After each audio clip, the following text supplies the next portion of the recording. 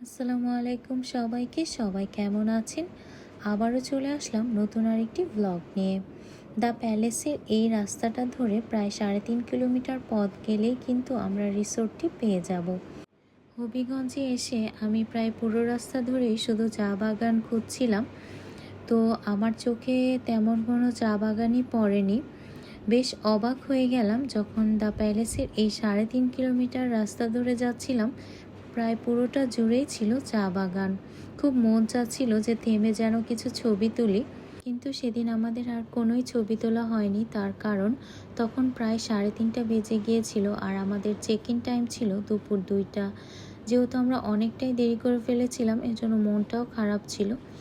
অবশেষে আমরা চলে এসেছি দ্য প্যালেস লাক্সারি রিসোর্টে। এটাই ওনাদের মেইন গেট। এখানে কিছু ফর্মালিটি শেষে আমাদের দেখিয়ে দেওয়া হলো মেইন বিল্ডিংয়ের রাস্তাটা। মেইন গেট থেকে মেইন বিল্ডিংয়ের দূরত্ব বেশ অনেকটাই ছিল।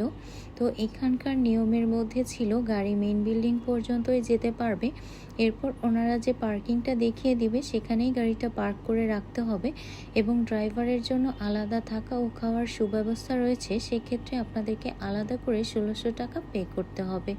এরই মধ্যে আমরা রিসেপশনে চলে এসেছি।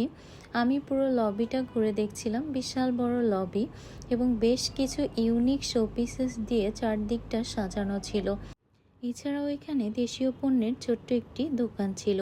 সব মিলিয়ে এখানকার ইন্টেরিয়র আমার কাছে খুব ভালো লেগেছে। সব ফর্মালিটি শেষে ওনারা আমাদেরকে রুমের কার্ড দিয়ে দিলেন। এছাড়াও আমাদেরকে ওয়েলকাম ড্রিঙ্ক দিয়ে গেলেন। ওয়েলকাম ড্রিঙ্ক দেখে প্রথমে আমি ভেবেছিলাম এটা হয়তো তরমুজের শরবত, কিন্তু পরে খেয়ে দেখি যে না, এটা আসলে লাল পেয়ারার শরবত।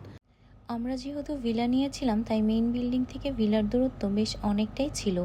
নেক্সট ভিডিওতে ভিলার সকল ডিটেলস নিয়ে হাজির হব ইনশাল্লাহ। সেই পর্যন্ত সবাই ভালো থাকবেন, আমাদের জন্য দোয়া করবেন। আল্লাহ হাফেজ।